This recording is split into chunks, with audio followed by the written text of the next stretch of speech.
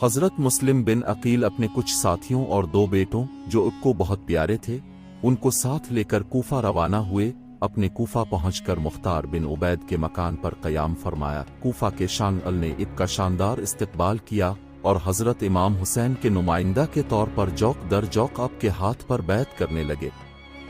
यहाँ तक कि पहले ही दिन 12,000 अफराद ने हज़रत मुस्लिम बिन अकील के हाथ पर हज़रत इमाम हुसैन के हक़ में बैत कर ली। फिर इस तादाद में इजाफा होता गया ताकि उनकी तादाद 18,000 तक पहुँच गई। अपने लोगों के शौक, अक़ीदत व मोहब्बत, जोश वलवला देखकर हज़रत इमाम हुसैन को ख़त लिखा कि भाई जान, हालात दावन हक़ और अमर बिलमारूफ और नही अनिल मुनकर के लिए साज़गार है।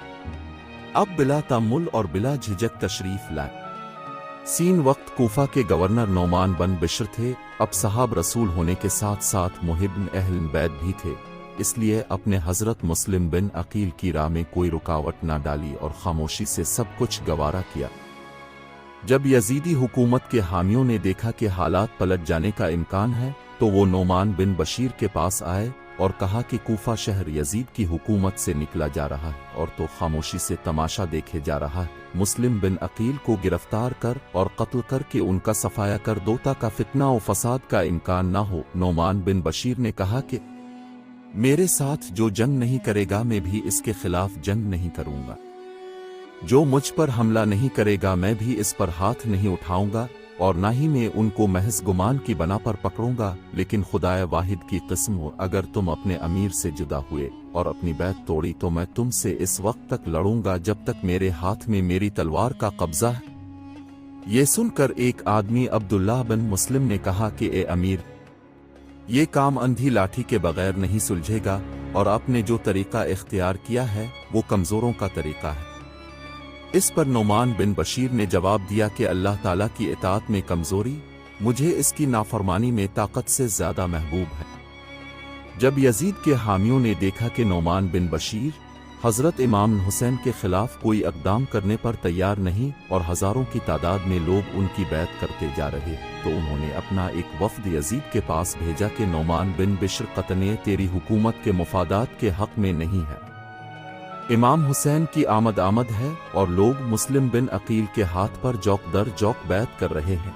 कूफा और बसरा हाथ से निकल जाने को है, तुम फौरन इसके लिए कोई बंदोबस्त करो। अमार बिन अकबा और उमर बिन साद ने भी इस मजमून के खतूत लिखे जिन पर यजीद बहुत गज़बनाक हुआ। कूफा की सूरतहाल के बारे में इत्तला के हवाले से यजीद ने अपने एक खानदानी गुलाम सरजून को बुलाया। सरजून अमीर मुआविया का खास एतमाद वाला गुलाम और खानदान का राजदार था। यजीद ने इसकी गोद में परवरिश पाई थी। यजीद ने इसको तमाम हालात बताए और पूछा कि अब मुझे क्या करना चाहिए। सरजून ने कहा कि अमीर मुआविया जिंदा होते तो क्या आप उनका मशवरा कबूल कर लेते? यजीद ने कहा कि हाँ।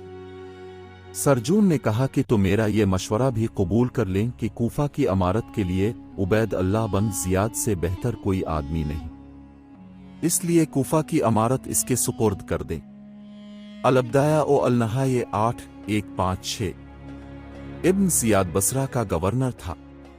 कूफा में शियान अली ओ हुसैन का जोर तोड़ने के लिए यजीद ने इसे कूफा का भी गवर्नर मुकर्रर करवाया और इसे हुक्मनामा जारी किया कि कूफा पहुंचकर मुस्लिम बिन अकील को तलाश करो और जब वो तुम्हारे हाथ आ जाएं तो उन्हें कत्ल कर दो या जला वतन कर दो।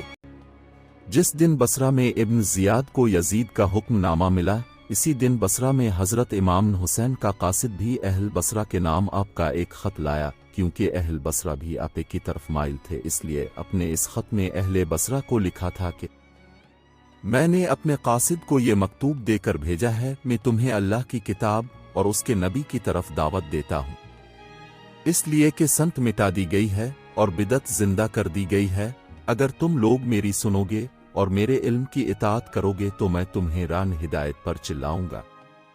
बसरा के सरदारों में जिस शख्स ने इमाम हुसैन का खत पढ़ा उसने इसे पोशीदा रखा, मगर मंजिर बिन अल जारोद को ये अंदेशा हुआ कि कहीं वो कासिद उबैद अल्लाह बन जियाद का कोई जासूस ना हो और उसने अशरफ बसरा के पास भेजा हो।